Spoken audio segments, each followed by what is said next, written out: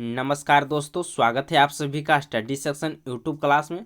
दोस्तों, इस वीडियो में लेकर आए हैं 12th बिहार बोर्ड परीक्षा 2021 के लिए हिंदी का 50 अंक का पंच परमेश्वर का वीवीआई ऑब्जेक्टिव क्वेश्चन, जो कि आपके एग्जाम के लिए काफ़ी महत्वपूर्ण प्रश्न है। और जितना भी प्रश्न आपको लिया गया है सभी प्रीवियस ईयर क्वेश्चन जो है लिया गया है। तो चलिए आज का पहला प्रश्न से वीडियो को स्टार्ट करते हैं। जल्दी से वीडियो को लाइक कर दीजिए, अगर चैनल पर नया है तो चैनल को सब्सक्राइब कर लीजिए। देखिए आज का जो पहला प्रश्न है, कहता पंच परमेश्वर कहानी के लेखक कौन है। तो पंच परमेश्वर कहानी के जो लेखक हैं प्रेमचंद है, यानी ऑप्शन ए आपका बिल्कुल सही उत्तर हो जाएगा। तो इसको भी अच्छी तरह से याद रखें। चलिए उसके बाद देखते हैं अगला प्रश्न। देखिए 2 नंबर प्रश्न कहता है प्रेमचंद का जन्म किस सन में हुआ था। तो प्रेम जी का जन्म जो हुआ था 1880 ईस्वी में हुआ था, यानी ऑप्शन सी आपका जो है बिल्कुल सही उत्तर हो जाएगा दोस्तों। चलिए उसके बाद देखते हैं अगला प्रश्न।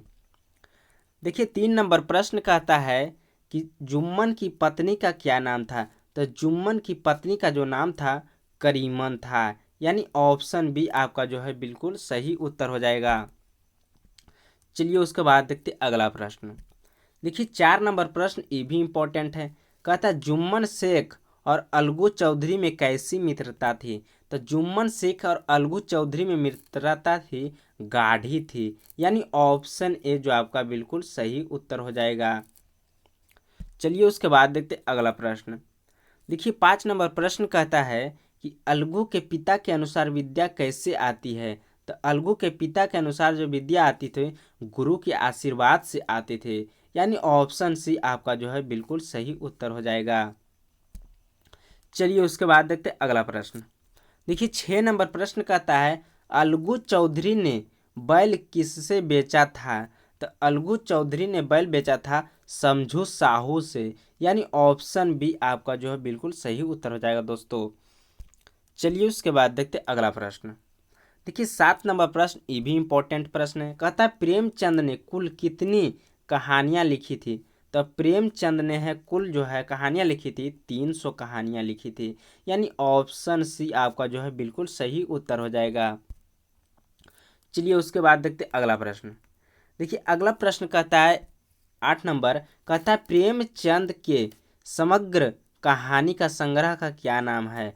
तो प्रेमचंद के समग्र कहानी का नाम था प्रेमचंद की कहानियां, यानी ऑप्शन ए आपका जो है बिल्कुल सही उत्तर हो जाएगा दोस्तों। चलिए उसके बाद देखते अगला प्रश्न। देखिए 9 नंबर प्रश्न ये भी इम्पोर्टेंट प्रश्न है। कहता किस उक्ति है बेटा क्या बिगाड़ के डर से ईमान बात न कहोगे। ऑप्शन ए में दिया है जान खाल, ऑप्शन बी में दिया है खाला जान, ऑप्शन सी में दिया है खाला खाल और ऑप्शन डी में दिया है आपका किसी की नहीं। तो आपका जो सही उत्तर हो जाएगा दोस्तों ऑप्शन बी हो जाएगा, यानी खाला जान। चलिए उसके बाद देखते अगला प्रश्न। देखिए 10 नंबर प्रश्न कहता है ये भी इम्पोर्टेंट प्रश्न है।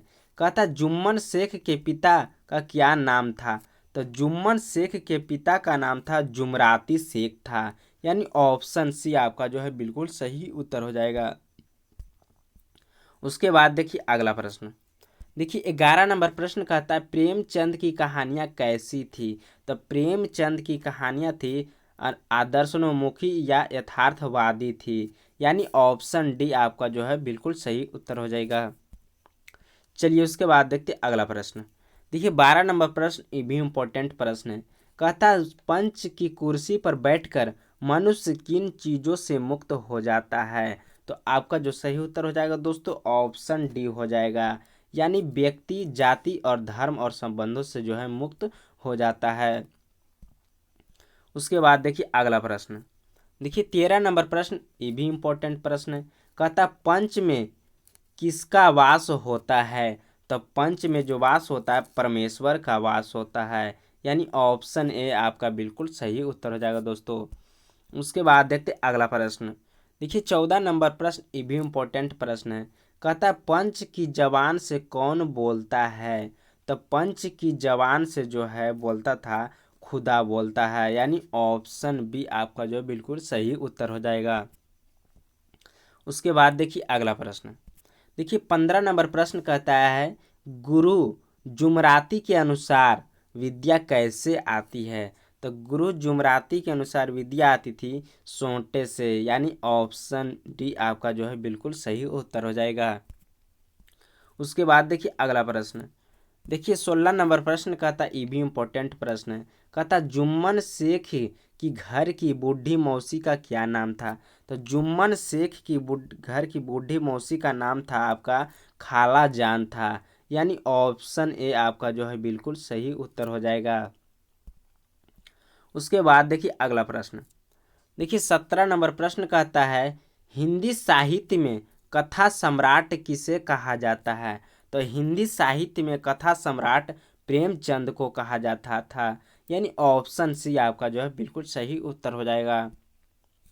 उसके बाद देखिए अगला प्रश्न, देखिए 18 नंबर प्रश्न, ये भी इम्पोर्टेंट प्रश्न है। कहता कौन सी पुस्तक प्रेमचंद की नहीं थी। तो प्रेमचंद की पुस्तक का नाम नहीं था, वह रश्मि रथी था, यानी ऑप्शन ए आपका जो है बिल्कुल सही उत्तर हो जाएगा। यानी प्रेमचंद के द्वारा जो है यह पुस्तक जो है नहीं लिखा गया था। उसके बाद देखिए अगला प्रश्न, देखिए 19 नंबर प्रश्न, ये भी इम्पोर्टेंट प्रश्न है। कहता प्रेमचंद का जन्म कहाँ हुआ था। तो प्रेमचंद का जन्म जो हुआ था लमही में हुआ था, यानी ऑप्शन सी आपका जो है बिल्कुल सही उत्तर हो जाएगा। उसके बाद देखिए अगला प्रश्न, देखिए 20 नंबर प्रश्न कहता है प्रेमचंद का पहला हिंदी उपन्यास कौन है। तो प्रेमचंद का पहला हिंदी उपन्यास का नाम था सेवा सदन था, यानी ऑप्शन सी आपका बिल्कुल सही उत्तर हो जाएगा। उसके बाद देखिए अगला प्रश्न, देखिए 21 नंबर प्रश्न कहता है प्रेमचंद का अंतिम उपन्यास कौन सा था। तो प्रेमचंद का अंतिम उपन्यास का नाम था, आपका जो सही उत्तर हो जाएगा दोस्तों ऑप्शन डी हो जाएगा, यानी मंगलसूत्र नाम था। उसके बाद देखिए अगला प्रश्न, देखिए अगला प्रश्न 22 नंबर प्रश्न कहता है, ये भी इम्पोर्टेंट प्रश्न है। कहता है कलम का सिपाही किसे कहा जाता है। तो कलम का सिपाही जो है मुंशी प्रेमचंद को कहा जाता था, यानी ऑप्शन बी आपका जो है बिल्कुल सही उत्तर हो जाएगा। उसके बाद देखिए अगला प्रश्न, देखिए अगला प्रश्न 23 नंबर कहता है अच्छे कामों की सिद्धि में बड़ी देर लगती है पर बुरे कामों की सिद्धि में यह बात नहीं होती, यानी यह बात जो है नहीं होती है। यह उक्ति किस पाठ की है। ऑप्शन ए में दिया मंगर, ऑप्शन बी में दिया है कविवर रविन्द्रनाथ ठाकुर, ऑप्शन सी में दिया है ठिठुरता हुआ गणतंत्र, और ऑप्शन डी में दिया है पंच परमेश्वर। तो आपका जो सही उत्तर हो जाएगा दोस्तों ऑप्शन डी हो जाएगा, यानी पंच परमेश्वर। दोस्तों आपको इतने प्रश्न में आपको पहले से कितने प्रश्न याद थे, आप हमें कमेंट बॉक्स में ज़रूर बताइएगा। तो मिलते हैं अगले वीडियो में।